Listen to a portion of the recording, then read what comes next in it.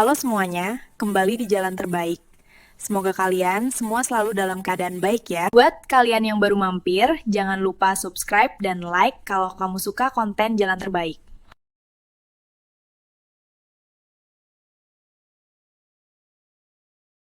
Di bawah sorot lampu jalan tol yang temaram, dua dunia bertabrakan di dalam kabin bus malam antar lintas. Hendra, seorang supir yang terbiasa membaca jalanan dan mesin, harus berhadapan dengan Dr. Sofia, psikolog ternama yang terbiasa membaca pikiran manusia, namun buta akan realitas keras kehidupan jalanan. Bagi Sofia, Hendra hanyalah buruh kasar yang tidak memiliki kedalaman emosi, sebuah stereotip yang ia pegang teguh dengan angkuh. Namun, malam itu bukan malam biasa. Ketika bahaya nyata mengancam nyawa puluhan penumpang, dan teori psikologi Sofia tak lagi berguna di hadapan laras senjata, sang supir biasa itulah yang memegang kemudi nasib mereka. Ini adalah kisah tentang penghinaan yang dibayar dengan darah, dan cinta yang tumbuh dari puing-puing kehancuran. Malam itu, udara di rest area KM 57 terasa lebih dingin dari biasanya. Menusuk hingga ke tulang sumsum di tengah gemuruh mesin diesel yang tak pernah tidur.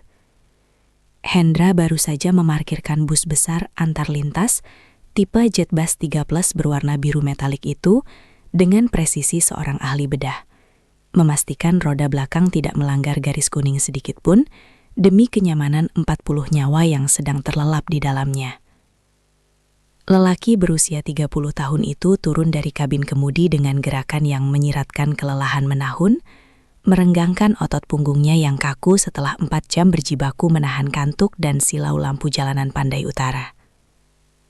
Tangannya yang kasar dan berlumuran sisa oli tipis menepuk ban depan bus seolah menyapa kawan lama. Sebuah ritual sunyi yang selalu ia lakukan untuk memastikan kuda besi itu siap melanjutkan perjalanan panjang menuju ibu kota. Di kejauhan, lampu neon minimarket berkedip-kedip suram menjadi saksi bisu bagi ribuan kaum pekerja jalanan yang menggantungkan nasib pada aspal panas. Namun bagi Hendra malam ini terasa ada firasat berat yang mengganjal di ulu hatinya, tanpa ia tahu penyebab pastinya. Ketenangan istirahat sejenak itu seketika pecah oleh suara langkah sepatu hak tinggi yang beradu angkuh dengan aspal kotor terminal, disusul aroma parfum mahal yang sama sekali tidak cocok berbaur dengan bau solar dan asap knalpot. Dr. Sofia turun dari pintu penumpang VIP dengan wajah yang ditekuk masam. Tangan kanannya memegang segelas kopi panas dari gerai ternama, sementara tangan kirinya sibuk dengan ponsel pintar yang menempel di telinga. Wanita itu berbicara lantang tentang teori perilaku manusia dan ketidakbecusan asistennya mengatur jadwal seminar.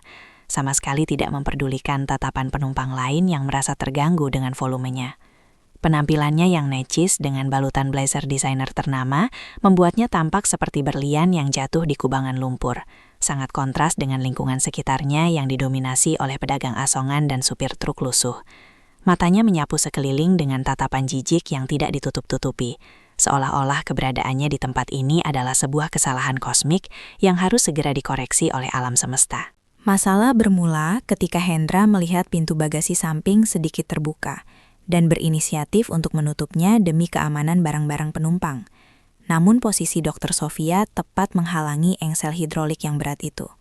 Dengan suara sopan namun tegas khas orang lapangan, Hendra meminta izin agar wanita itu bergeser sedikit, karena area tersebut berbahaya jika pintu besi itu tiba-tiba mengayun turun.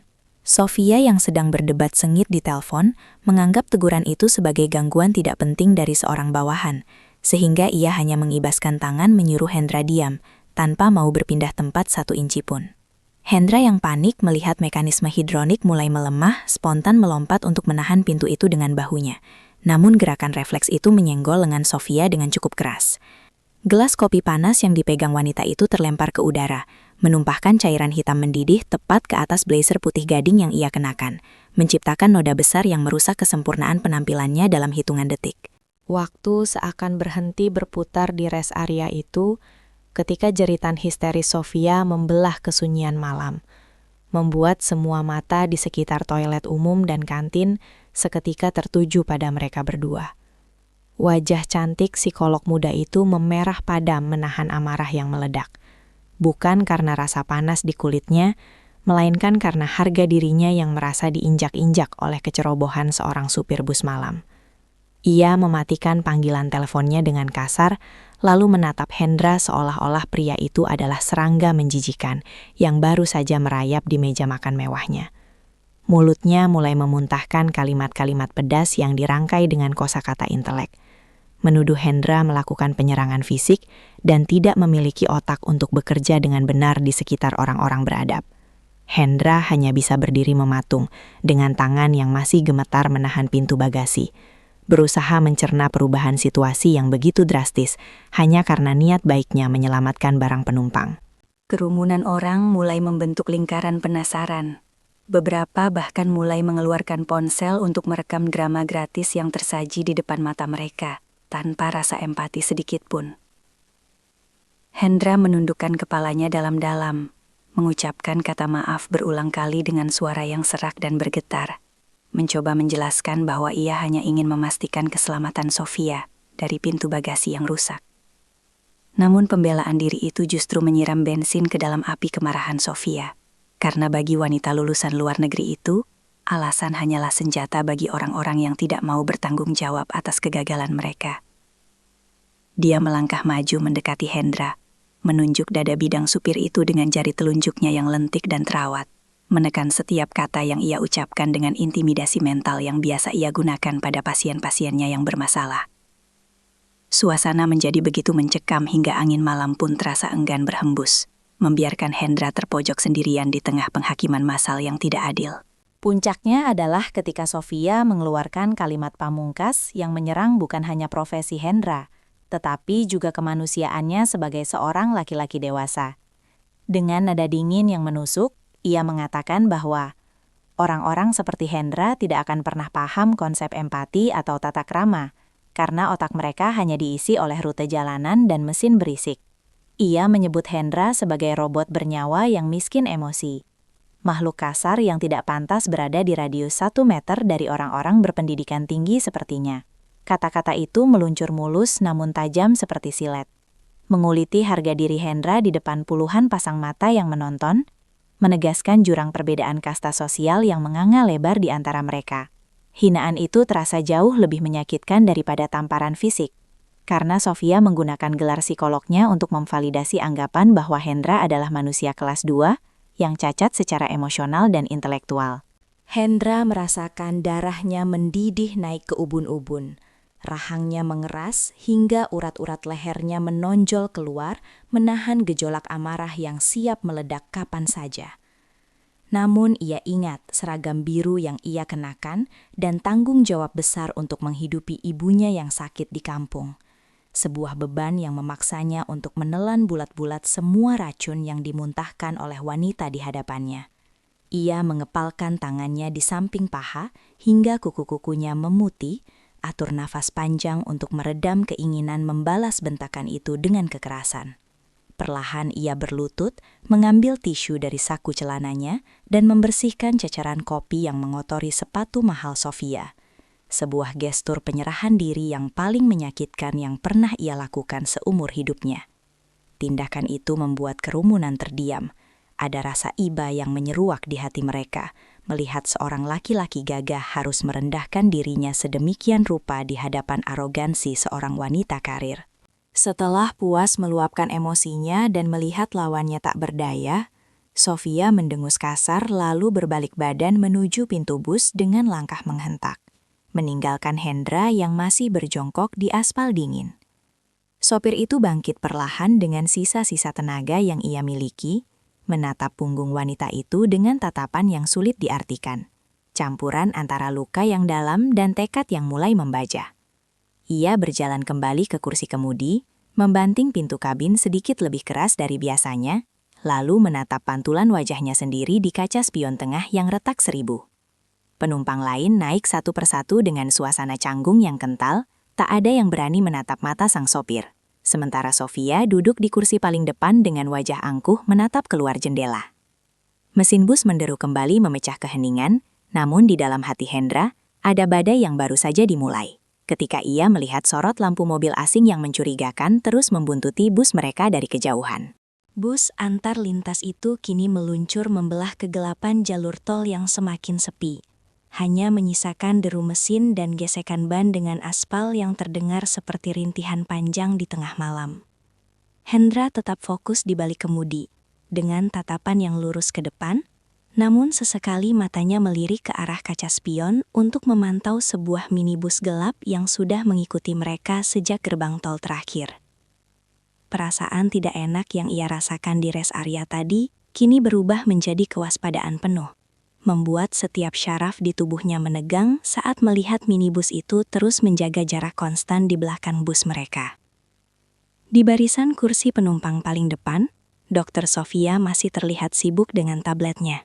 Sesekali mendengus kesal, seolah-olah getaran bus adalah gangguan personal bagi kenyamanannya yang sangat berharga.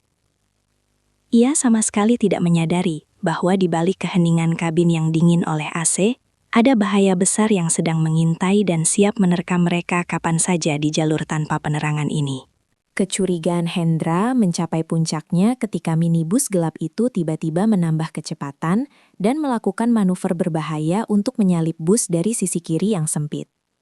Hendra terpaksa menginjak rem sedikit lebih dalam agar tidak terjadi benturan, sebuah gerakan yang menyebabkan tubuh Sofia terdorong ke depan hingga hampir membentur dashboard bus yang keras. Sofia langsung meledak amarahnya. Ia berdiri dan mulai mencaci maki Hendra dengan kata-kata kasar, menuduh sang sopir sengaja membalas dendam atas kejadian di rest area tadi dengan cara mengemudi yang ugal-ugalan.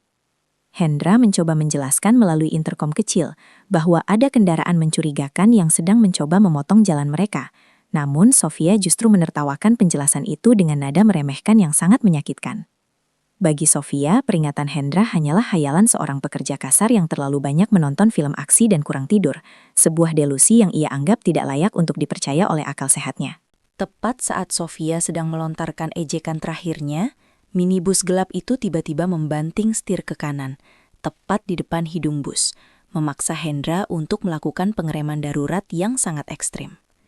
Suara dicitan ban yang beradu dengan aspal membelah kesunyian malam, diikuti oleh suara barang-barang penumpang yang terjatuh dan teriakan kaget dari arah belakang kabin yang gelap gulita. Bus raksasa itu akhirnya berhenti dengan posisi melintang di tengah jalan tol yang sunyi, sementara 3 pria bertopeng melompat turun dari minibus dengan senjata tajam dan senjata api rakitan di tangan mereka. Sofia terdiam 1000 bahasa. Wajahnya yang tadinya kemerahan karena marah, mendadak pucat pasi seperti kertas saat melihat laras senjata itu diarahkan tepat ke arah kaca depan bus. Kesombongan yang ia banggakan selama ini seketika runtuh, digantikan oleh getaran hebat di kedua tangannya yang kini tak lagi sanggup memegang tablet mahalnya dengan stabil.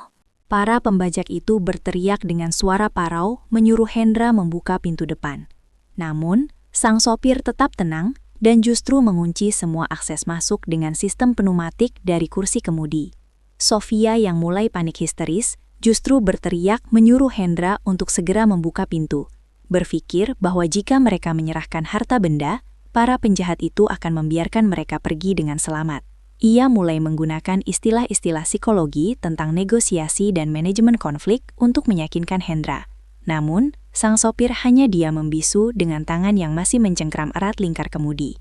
Hendra tahu betul karakter bandit jalanan seperti ini. Mereka tidak menginginkan harta, melainkan tebusan atau kendaraan besar untuk melakukan kejahatan yang lebih besar lagi di kota tujuan. Di tengah kekacauan itu, Hendra melihat salah satu pelaku mulai menyiramkan cairan berbau menyengat ke bagian bawah mesin bus. Sebuah ancaman pembakaran yang membuat nyawa semua orang di dalam berada di ujung tanduk. Ketegangan di dalam bus semakin menjadi-jadi ketika para pembajak mulai menembakkan senjata mereka ke arah ban, menyebabkan bus miring ke satu sisi dan menimbulkan kepanikan massal di antara penumpang. Sofia mulai menangis terisak. Ia yang biasanya selalu punya jawaban atas segala masalah mental orang lain, kini justru menjadi orang yang paling kehilangan kendali atas emosinya sendiri. Ia memohon kepada Hendra dengan suara yang memelas agar melakukan sesuatu. Namun egonya yang masih tersisa membuatnya merasa malu untuk mengakui bahwa ia telah salah menilai kemampuan sang sopir. Hendra melirik ke arah Sofia dengan tatapan dingin.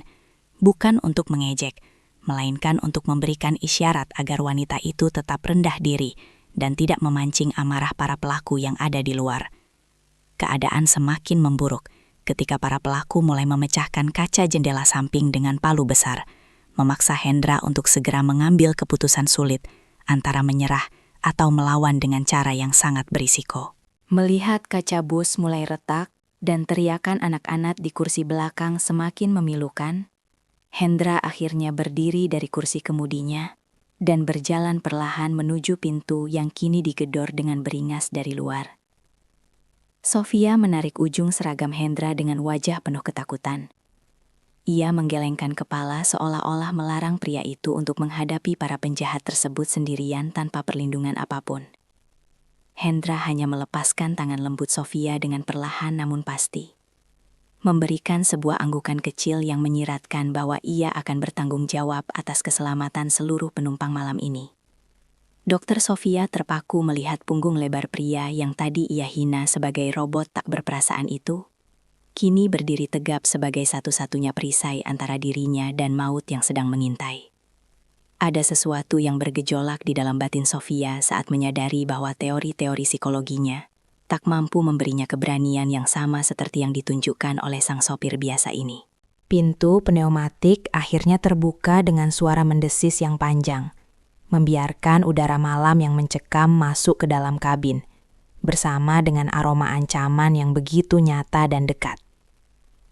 3 pria bertopeng itu merangsek masuk dengan beringas, langsung menodongkan senjata mereka ke arah dada Hendra yang berdiri tanpa gentar sedikit pun di lorong bus yang sempit. Salah satu pembajak yang tampak sebagai pemimpinnya tertawa mengejek melihat Hendra yang tidak melakukan perlawanan fisik, lalu memerintahkan anak buahnya untuk mulai menggeledah semua penumpang satu persatu. Sofia mencoba untuk berbicara menggunakan nada tenang yang ia pelajari dari buku-buku teks, mencoba melakukan deeskalasi situasi dengan menawarkan kartu kredit dan perhiasannya secara sukarela. Namun, pemimpin pembajak itu justru malah tertarik dengan paras cantik Sofia dan mulai melangkah mendekatinya dengan niat yang jauh lebih buruk daripada sekedar merampok harta benda. Hendra segera menghalangi langkah pemimpin pembajak itu. Sebuah tindakan nekat yang langsung dibalas dengan hantaman gagah senjata ke arah pelipisnya, hingga darah segar mengucur deras membasahi seragam birunya. Sofia menjerit tertahan saat melihat Hendra tersungkur ke lantai bus. Namun pria itu dengan cepat bangkit kembali, seolah-olah rasa sakit fisik bukanlah penghalang baginya untuk melindungi penumpangnya. Mata Hendra kini beradu dengan mata Sofia yang penuh air mata, mengirimkan pesan tanpa kata bahwa permainan ini baru saja dimulai, dan ia belum kalah sepenuhnya oleh keadaan. Pemimpin pembajak itu sekarang menguasai kemudi bus dan memerintahkan Hendra untuk duduk di lantai sambil mengawasi setiap gerakannya dengan laras senjata yang dingin menempel di leher.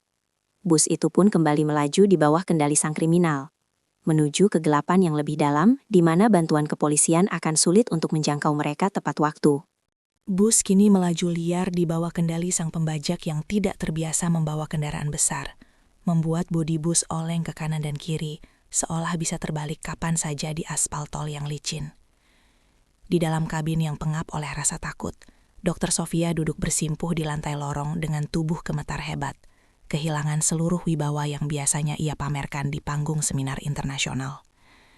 Ia menyaksikan dengan mata kepala sendiri bagaimana teori-teori negosiasi yang ia agungkan tidak berdaya melawan kebisingan laras baja dan tatapan mata penuh nafsu para kriminal di hadapannya.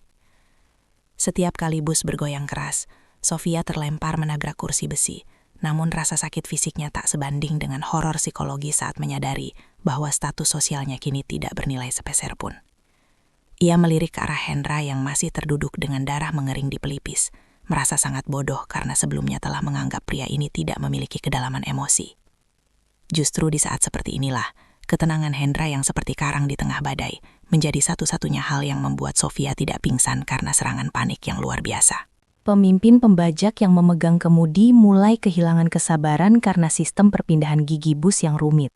Ia terus mengumpat sambil menendang pedal gas hingga mesin menderu kesakitan. Sofia yang merasa memiliki kewajiban moral sebagai seorang intelektual, mencoba memberanikan diri untuk berbicara kembali, berharap empati palsu bisa melunakkan hati sang penjahat yang sedang kalap. Dengan suara bergetar, ia mulai menyusun kalimat tentang trauma masa kecil dan latar belakang ekonomi yang mungkin memicu aksi kriminal ini. Mencoba melakukan terapi singkat di tengah ancaman maut. Namun bukannya luluh, sang pembajak justru merasa terhina oleh ceramah Sofia yang dianggapnya sebagai bentuk kesombongan baru dari kaum elit yang sok tahu. Pria bertopeng itu melepaskan satu tangan dari kemudi dan melayangkan tamparan keras ke pipi Sofia, hingga wanita itu tersungkur ke sudut kabin dengan sudut bibir yang pecah. Sofia terisak dalam diam, menyadari bahwa di dunia nyata yang brutal ini, kata-kata indahnya hanyalah sampah yang tidak bisa menghentikan satu jentikan jari pencabut nyawa. Keadaan semakin memburuk ketika salah satu pembajak lainnya mulai kehilangan kendali dan berniat melakukan tindakan asusila kepada Sofia sebagai bentuk perayaan atas kekuasaan mereka malam itu. Pria itu menarik paksa kerah blazer mahal Sofia hingga kancingnya terlepas, membuat sang dokter berteriak histeris sambil berusaha menutupi tubuhnya dengan tangan yang lunglai. Semua penumpang lain hanya bisa menunduk ketakutan. Tak ada satupun pria di kursi penumpang yang berani mengangkat kepala, apalagi memberikan bantuan di bawah ancaman pistol rakitan. Sofia menatap ke sekeliling dengan pandangan kosong, merasa dikhianati oleh kelas sosialnya sendiri, yang ternyata begitu pengecut saat berhadapan dengan kekerasan fisik yang nyata. Di titik nadir ini, ia merasa benar-benar hancur, menyadari bahwa semua pencapaian akademis dan reputasinya tidak bisa membelikannya rasa aman yang paling mendasar sekalipun. Air matanya mengalir deras membasahi aspal yang menempel di lantai bus, meratapi nasibnya yang sebentar lagi mungkin akan berakhir tragis di tangan orang-orang tak dikenal ini. Namun, di tengah keputusasaan yang mencekik itu, Hendra yang sedari tadi diam, tiba-tiba mengeluarkan suara berat yang memecah ketegangan. Sebuah nada bicara yang tidak menunjukkan rasa takut sedikitpun. Ia menawarkan diri untuk kembali mengambil alih kemudi, dengan alasan bahwa bus tersebut memiliki kerusakan sensor rem yang hanya bisa diatasi oleh sopir aslinya jika tidak ingin meledak. Penjelasan teknis yang keluar dari mulut Hendra terdengar sangat meyakinkan, membuat pemimpin pembajak ragu-ragu karena ia sendiri memang mulai merasakan getaran aneh pada kemudi bus tersebut. Sofia menatap Hendra dengan tatapan tidak percaya. Ia melihat kilat kecerdasan dan strategi di mata pria yang tadi ia sebut tak berotak itu, sebuah rencana yang sedang disusun dengan sangat rapi. Hendra sengaja memanfaatkan ketidaktahuan para pembajak tentang mesin bus untuk menciptakan peluang, sebuah manipulasi psikologis tingkat tinggi yang bahkan Sofia sendiri tidak terfikirkan dalam keadaan tertekan. Inilah momen pertama di mana Sofia mulai menyadari bahwa kecerdasan tidak selalu harus dibuktikan dengan ijazah, melainkan dengan ketangkasan bertahan hidup. Para pembajak berdiskusi dengan nada tinggi, saling menyalahkan satu sama lain karena rencana mereka mulai berantakan akibat kendala teknis bus yang dikarang oleh Hendra. Hendra terus memprovokasi dengan tenang, mengatakan bahwa jika bus ini tidak segera ditangani, mereka semua akan mati terpanggang saat mesin mengalami overheat di kilometer berikutnya. Sofia melihat bagaimana Hendra mengelola emosi para penjahat itu seperti seorang konduktor yang memimpin orkestra kegilaan, menarik ulur tensi dengan sangat presisi tanpa membuat mereka menarik pelatuk. Ada rasa kagum yang mulai menyelinap di sela-sela ketakutan Sofia. Ia merasa seperti seorang murid yang sedang melihat master sejati dalam bidang psikologi terapan yang paling ekstrim. Ia baru sadar bahwa selama ini dialah yang buta akan emosi, karena ia hanya mengenal emosi dalam laboratorium yang steril, bukan di jalanan yang berlumuran darah dan keringat. Harapan yang tadinya sudah mati kini mulai berdenyut kembali di dada Sofia, terikat sepenuhnya pada sosok sopir bus yang ia rendahkan beberapa jam yang lalu. Waktu seakan berjalan sangat lambat saat pemimpin pembajak akhirnya memerintahkan Hendra untuk berdiri dan mendekati kursi kemudi di bawah pengawasan ketat dua pucuk senjata. Hendra berjalan dengan langkah tenang namun pasti, melewati Sofia yang masih terduduk lemas di lantai, dan sempat memberikan kerlingan mata yang memberi kode agar wanita itu bersiap-siap. Sofia merasakan sebuah energi baru mengalir ke tubuhnya. Ia segera menarik nafas dalam-dalam dan mencoba menghentikan isak tangisnya agar tidak mengganggu fokus Hendra yang sedang mempertaruhkan nyawa. Ia melihat Hendra duduk kembali di kursi singgasananya, mencengkram lingkar kemudi dengan penuh otoritas seolah-olah bus itu adalah bagian dari tubuhnya sendiri yang telah kembali. Suasana di dalam kabin berubah seketika, dari kepanikan yang tak teratur menjadi ketegangan yang terarah, di mana semua nyawa kini bergantung pada setiap inci gerakan kaki Hendra di atas pedal. Sofia berdoa dalam hati dengan cara yang tidak pernah ia lakukan sebelumnya, memohon agar pria di depannya ini benar-benar bisa membawa mereka keluar dari neraka berjalan ini. Tiba-tiba, dari arah depan, terlihat kilatan lampu rotator polisi yang sedang melakukan patroli rutin di sisi berlawanan jalan tol, memicu kepanikan luar biasa bagi ketiga pembajak tersebut. Pemimpin pembajak yang berdiri di samping Hendra langsung menempelkan moncong pistol ke pelipis Hendra, memerintahkannya untuk tetap memacu bus dan tidak memberikan kode apapun kepada petugas. Sofia menahan napas. Ia melihat bagaimana tangan Hendra tetap stabil di atas kemudi meskipun maut hanya berjarak beberapa milimeter dari otaknya yang berharga. Para pembajak mulai saling berteriak tentang arah pelarian, sementara bus terus melaju menembus kegelapan malam dengan kecepatan yang mulai tidak masuk akal bagi kendaraan sebesar itu. Di tengah kekacauan suara itu, Sofia menangkap ekspresi wajah Hendra melalui cermin kecil. Sebuah senyum tipis yang sangat dingin dan penuh arti. Seolah-olah ia sudah tahu persis bagaimana drama ini akan berakhir. Ketakutan Sofia kini berganti menjadi antisipasi yang mencekam. Ia tahu sesuatu yang besar dan berbahaya akan segera terjadi dalam hitungan menit ke depan. Bus mulai mendekati sebuah tikungan tajam yang di bawahnya terdapat jurang dangkal yang dibatasi oleh beton pembatas jalan yang sangat tebal dan kokoh. Hendra melirik ke arah Sofia melalui spion, seolah memberikan salam perpisahan atau peringatan terakhir sebelum ia melakukan tindakan yang paling nekat dalam sejarah hidupnya sebagai sopir. Tangan Hendra tiba-tiba mematikan seluruh lampu utama bus, membuat kabin dan jalanan di depan mereka seketika menjadi gelap gulita, memicu teriakan histeris dari para pembajak yang kehilangan arah visual. Dalam kegelapan total itu, hanya suara deru mesin yang terdengar seperti raungan monster yang siap menerjang apapun yang ada di depannya tanpa rasa takut. Sofia mencengkeram erat kaki kursi di sampingnya, memejamkan mata rapat-rapat sambil membayangkan wajah keluarganya, menyadari bahwa takdir mereka kini benar-benar berada di tangan seorang pria yang pernah ia sebut cuma sopir biasa. Apakah ini akhir dari segalanya, ataukah awal dari sebuah pengorbanan yang takkan pernah bisa ia lupakan seumur hidupnya? Dalam kegelapan kabin yang mencekam, hanya suara napas memburu dan umpatan kasar para pembajak yang terdengar di antara deru mesin bus yang dipacu hingga batas maksimal. Hendra tetap tenang di kursi kemudi. Matanya yang tajam sudah menghafal setiap lekuk jalan tol ini, melampaui apa yang bisa dilihat oleh mata manusia biasa dalam kegelapan. Dr. Sofia yang meringkuk di lantai merasakan bus miring secara ekstrim saat Hendra melakukan manuver-manuver halus yang membuat para pembajak kehilangan keseimbangan di lorong bus. Pemimpin pembajak yang panik mulai menembakkan senjata ke arah atap bus, menciptakan percikan api dan lubang-lubang cahaya kecil yang justru menambah kesan horor di dalam ruang tertutup itu.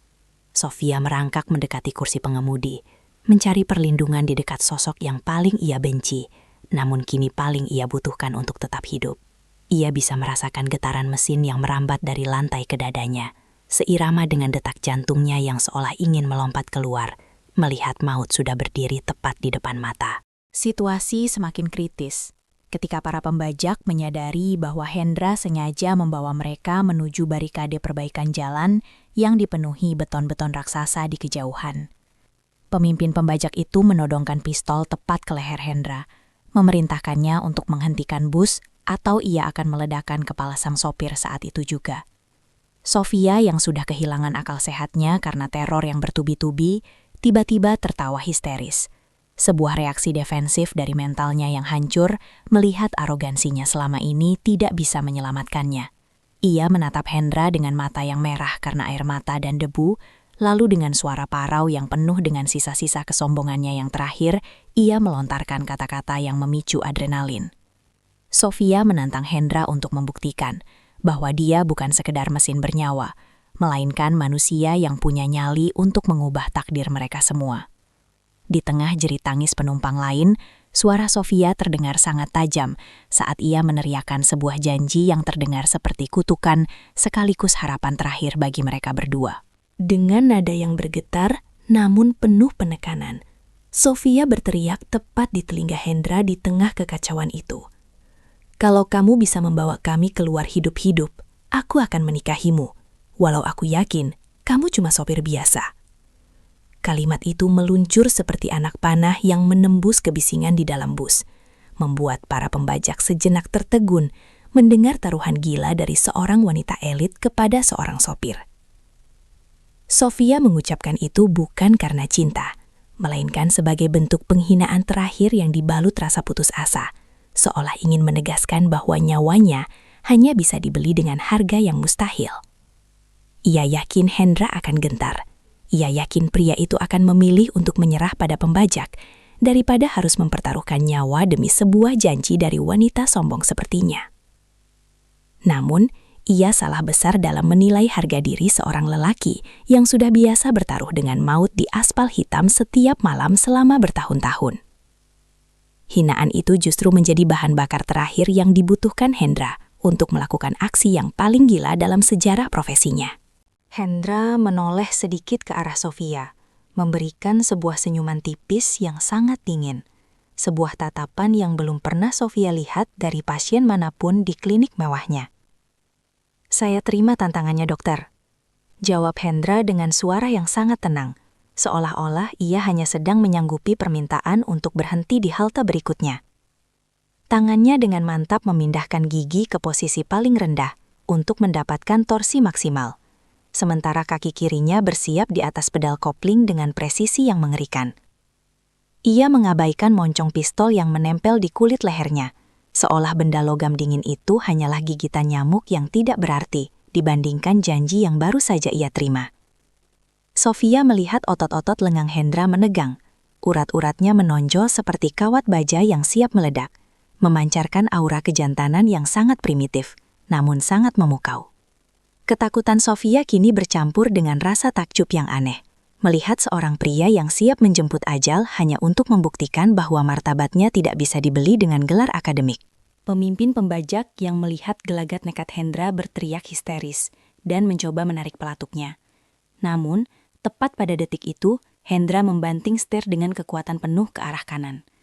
Bus raksasa itu terlempar, membuat tubuh si penjahat terpelanting menghantam kaca samping hingga retak. Sementara pistolnya terlepas dan meluncur ke bawah kursi penumpang yang gelap. Hendra tidak berhenti di situ. Ia justru menginjak pedal gas sedalam-dalamnya, mengarahkan moncong bus tepat ke arah tumpukan material beton di sisi jalan dengan kecepatan tinggi. Sofia hanya bisa berpegangan pada besi kursi dengan kuku yang patah, merasakan bagaimana bus itu meraung-raung seperti singa yang sedang terluka dan siap menerkam mangsanya. Seluruh penumpang berteriak dalam satu paduan suara kematian yang memilukan, menyadari bahwa mereka sedang berada di dalam sebuah rudal raksasa yang dikendalikan oleh seorang sopir yang sedang marah. Hendra tetap bergeming, matanya tetap terbuka lebar menatap beton di depan, tanpa ada sedikit pun niat untuk menginjak rem. Di tengah guncangan hebat itu, Hendra berteriak kepada Sofia agar segera merunduk dan melindungi kepalanya dengan apapun yang ada di dekatnya. Sebuah perintah yang langsung dipatuhi Sofia tanpa bantahan. Sofia meringkuk di bawah dashboard, mencium bau keringat dan minyak dari tubuh Hendra yang kini menjadi satu-satunya tempat perlindungannya di seluruh dunia ini.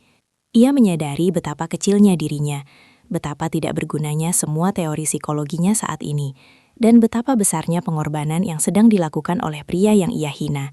Ia merasakan sebuah penyesalan yang mendalam mulai merambat di hatinya, membayangkan jika ini adalah saat-saat terakhirnya, ia akan mati sebagai wanita sombong di pelukan seorang pahlawan tanpa tanda jasa. Air mata Sofia tumpah bukan lagi karena takut mati, tapi karena malu atas betapa jahatnya ia selama ini kepada manusia yang memiliki hati semurni emas ini. Ia menggumamkan kata maaf berkali-kali di balik lengannya, berharap Hendra bisa mendengarnya di tengah kebisingan yang memekakan telinga itu. Detik-detik sebelum benturan terjadi terasa seperti abadi bagi Sofia. Ia bisa merasakan perubahan tekanan udara di dalam kabin dan aroma ban yang terbakar karena gesekan ekstrim. Hendra dengan sengaja mengatur sudut benturan agar bagian kabin pengemudi yang akan menerima hantaman paling keras, demi memastikan bagian belakang bus tetap stabil bagi para penumpang lainnya. Tindakan ini adalah sebuah keputusan bunuh diri yang terencana, sebuah perhitungan matematis dari seorang praktisi jalanan untuk menyelamatkan puluhan nyawa dengan menumbalkan dirinya sendiri. Sofia ingin berteriak melarangnya, ingin menarik Hendra dari kursi maut itu, namun semuanya sudah terlambat. Karena kecepatan bus sudah tidak mungkin lagi untuk diredam. Ia hanya bisa merasakan tangan kasar Hendra sempat menyentuh kepalanya sejenak. Sebuah belayan pelindung terakhir sebelum seluruh dunia di sekeliling mereka meledak dalam kehancuran beton dan besi.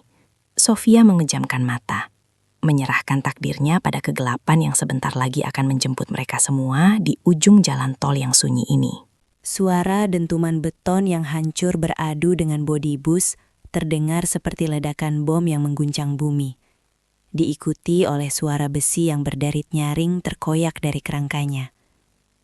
Seluruh kaca depan hancur berkeping-keping menjadi butiran kristal maut yang terbang ke segala arah.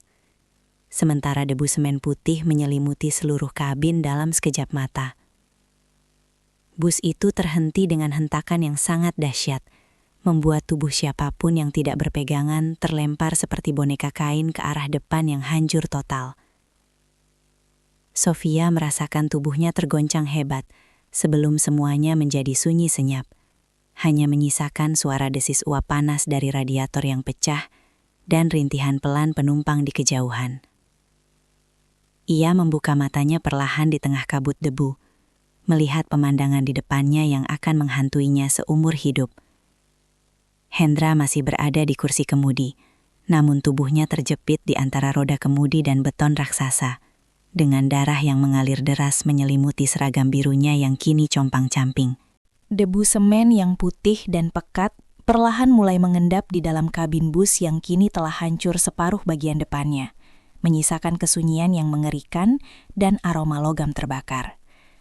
Dokter Sofia tersedak, paru-parunya perih menghirup udara yang kotor. Namun hal pertama yang ia cari di tengah keremangan itu adalah sosok pria yang baru saja menabrakkan nyawanya demi mereka.